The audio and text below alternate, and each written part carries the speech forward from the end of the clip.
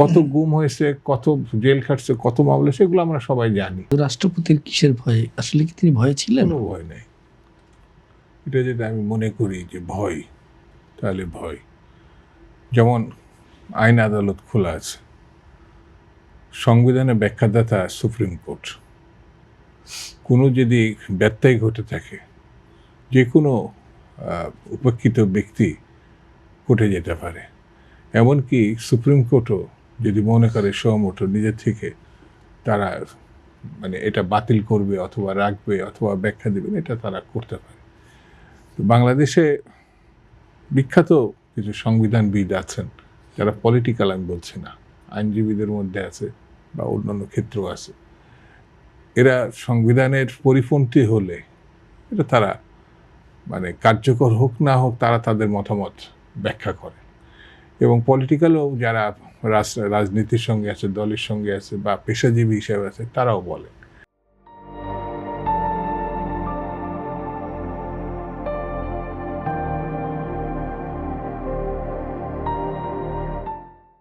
যদি সেই ধরনের গুরুতর ঘটনা ঘটত, তাহলে এই জিনিসগুলো ছাড় পেয়ে যেত বাংলাদেশের ক্ষেত্রে, এটা আমার কাছে মনে হয় না।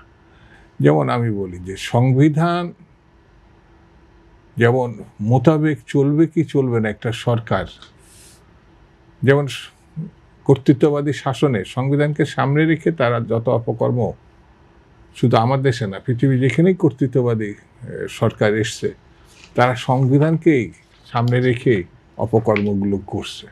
কিন্তু সেই অপকর্ম সংবিধান অনুমোদন করে না, কিন্তু গায়ের জোরে সেটা তারা চালিয়ে নেয়। যেমন হিটলারের, ও কিন্তু নির্বাচিত সরকার ছিল এবং খুব জনপ্রিয় সরকার ছিল, উনিও ব্যক্তিগতভাবে খুব ভালো বক্তা ছিলেন। কিন্তু শুরুটা যেভাবে তার মানে জার্মানিতে হয়েছিল, কিন্তু পরবর্তীতে জগৎ বিখ্যাত, মানে হিটলার মানে তো কর্তৃত্ববাদ, মানে এটা তার নামের সঙ্গে যুক্ত হয়ে গেছে। বাংলাদেশের ক্ষেত্রেও অনেক জনপ্রিয় রাজনীতিবিদ এসছেন এবং তাদের শাসনকাল যেভাবে হওয়ার কথা ছিল সেভাবে হয়নি, তার ঠিক বিপরীত ক্ষেত্রে। যেমন আমাদের প্রারম্ভে মানে শুরুতেই যা হতে পারতো আমাদের দেশে, মানে এটা কিন্তু খুব ভাবা যায় না যে গণতন্ত্র স্বাধীনতার জন্য যুদ্ধ করছে একটা জাতি এবং সেটি ময়দানেই তারা অর্জন করছে। ভারতের মতো, পাকিস্তানের মতো বা দক্ষিণ পূর্ব এশিয়ায় কোনো দেশ যুদ্ধ করে বাঙালিদের মতো বা এই যে বাংলাদেশিদের মতো এরকম স্বাধীনতা অর্জন করেনি যেটা এই দেশে করছে। সেহেতু তারা ঠিক রাজনীতি, গণতন্ত্র, সংবিধান বোঝে না, এটা বলা ঠিক হবে না। কিন্তু কোনো কোনো ক্ষেত্রে আমরা সংবিধানের বাইরে চলে গেছি। এই 54-55 বছরে সমালোচনা করার আমাদের অনেক জায়গা আছে, কিন্তু সর্বশেষ যে জায়গায় আমরা এসছি, এখন যে জায়গাটায় আছি, সেটা সমন্বিত উদ্যোগে যদি আমরা অতীত আর ভবিষ্যৎ সামনে রেখে এগোতে পারি, তাহলে আমাদের এই যে মানে তরুণরা যে আত্মহত্যা দিয়ে এবং তরুণদের সঙ্গে মানে কি বলবো, শিশু, তাদের বাপ মা, প্রতিবেশী, বৃদ্ধ সবাই কিন্তু রাস্তায় নেমে এসছিল। এবং এর পিছনে বলে না 36 দিন, 5036 দিন, অর্থাৎ 20 বছরের একটা লড়াই ছিল।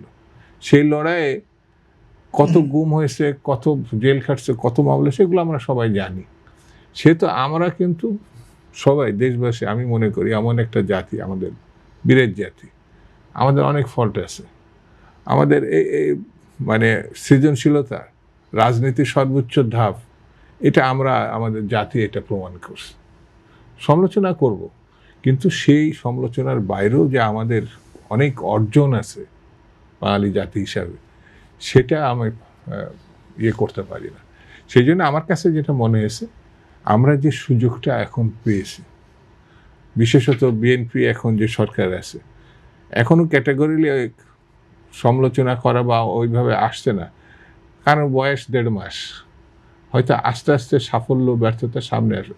তাহলে আমি দৃঢ়ভাবে বিশ্বাস করি প্রধানমন্ত্রী নতুন, ইলেকশন নতুন, বিরোধী দলের নেতা নতুন, সবাই কিন্তু এই অধিকাংশই নতুন, হ্যাঁ, এবং পার্লামেন্টের বড় অংশটা নতুন। সেহেতু এই প্রজন্ম যে নতুনত্ব যে অতীত থেকে শিক্ষা নিয়ে ভবিষ্যৎ পুনর্গঠনে এগিয়ে যাবে, এটা আমি দৃঢ়ভাবে এখনো পর্যন্ত কার্যক্রম যেটা জনাব তারেক রহমান সাহেবের, এটা খুব উল্লেখযোগ্য বলে আমার কাছে মনে হয়েছে। সেই জন্য অসংখ্য- আমরা সেই আশাটা রাখতে পারি।